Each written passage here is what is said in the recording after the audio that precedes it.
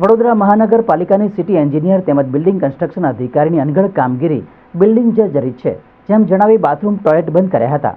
વડોદરા મહાનગરપાલિકાની એક સાઇટની બિલ્ડિંગ, જેમાં ટાઉન પ્લાનિંગ વિભાગ, ડ્રેનેજ વિભાગ, પાણી પુરવઠા, તળાવ, બ્યુટિફિકેશન તેમજ અન્ય કેટલાક વિભાગોની 20થી વધુ કચેરી આવેલી છે, જે આશરે 100થી વધુ અધિકારી કર્મચારીઓ કામ કરે છે, જેમાં પુરુષ અને મહિલા કર્મીઓની સંખ્યા ખૂબ જ મોટી છે, જ્યાં દરેકને બાથરૂમ ટોયલેટ જવાની જરૂર પડતી હોય છે.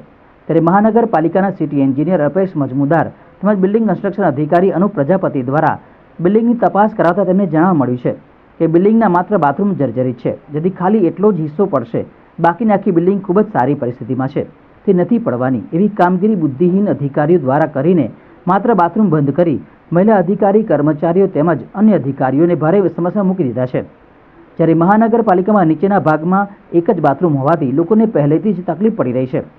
જ્યારે મહાનગરપાલિકાની આખી બિલ્ડિંગ જર્જરિત છે, જે ક્યારે પણ પડશે તો માત્ર બાથરૂમનો હિસ્સો પડશે તેવું નથી, આખી બિલ્ડિંગ જ પડશે. અને સૌથી વધુ તો લોકો ઓફિસમાં કામ કરતા હોય છે, ત્યારે બિલ્ડિંગની કોઈ આવી ઘટના બને ત્યારે સૌથી વધુ ઓફિસમાં બેઠેલા લોકોને તકલીફ પડે, માત્ર બાથરૂમ પડશે તેવું કેવી રીતના વિચારી લેવાય?